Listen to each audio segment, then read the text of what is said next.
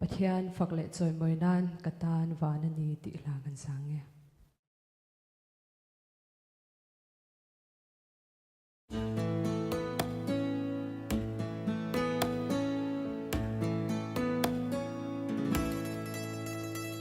Dai ni lên ko athim zwa lo na ram noa zan kho thim o to ngai lo na mun noa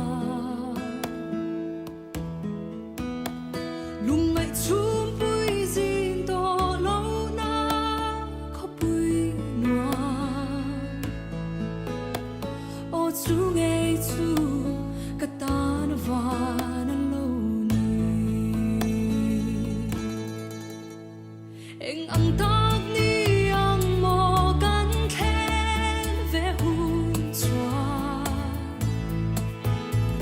lui pui kam moi ta ka lung du ten ne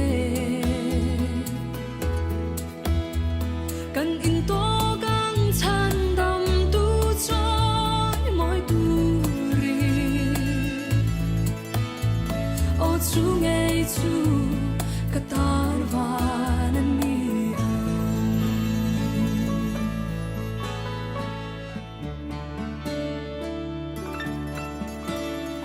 in chia thiam lo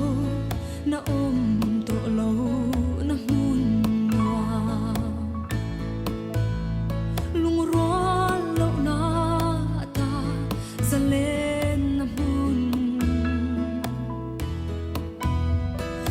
thiên lai ma kan in liam ton lo na o chu ngay chu katan van ani eng ang tak ni ang mo kan khen ve hun chua lui pui kam moi ta ka lung du ten ne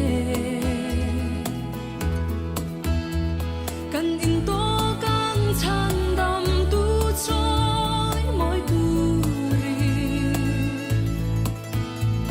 o chu ngay chu katan van ani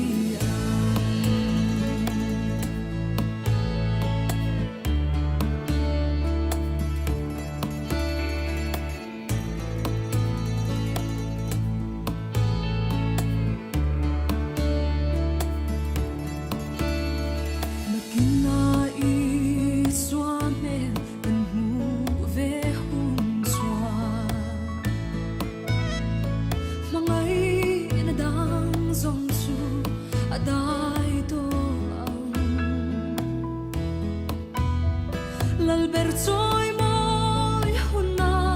katel ve anga o chu ngay chu katan van ani eng ang tak ni ang mo kan khen ve hun chua lui pui kam moi ta ka lung du ten ne kan in to kang chan dam tu choi moi tu ri o chu ngay chu katan van ani kan in to kang chan dam tu choi moi tu ri o chu ngay chu katan van ani o chu